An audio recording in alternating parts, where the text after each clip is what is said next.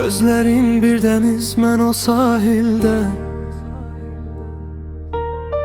adını yazıram hər bir sətirdə. Səninlə tapmışam mən bu həyatı, ruhumun səsini duydum səndə.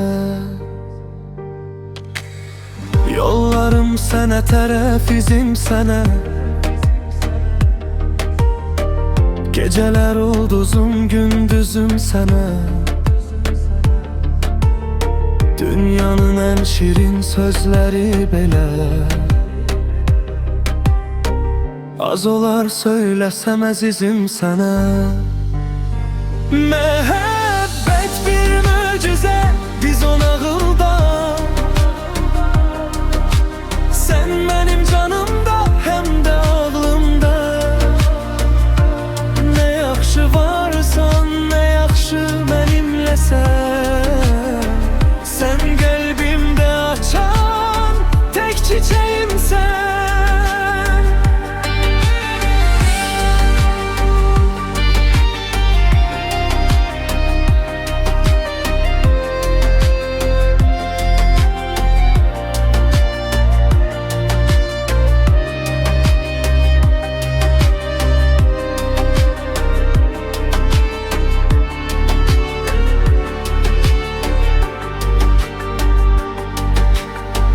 Taleyim seninle bağlandı bərk-bərk.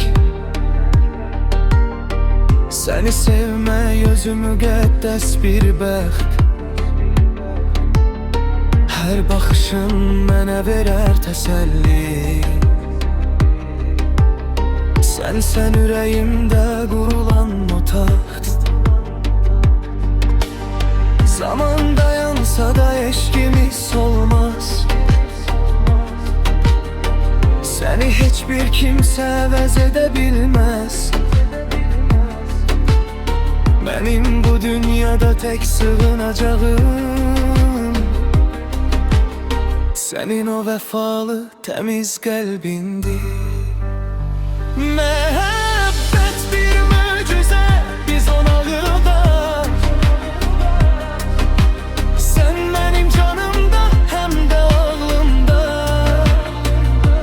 Nə yaxşı varsan, nə yaxşı mənimləsən. Sən qəlbimdə açan tək çiçəyimsən. Həmişə sevək, həmişə qalaq. Bu eşkin uğrunda birgə yaşayaq.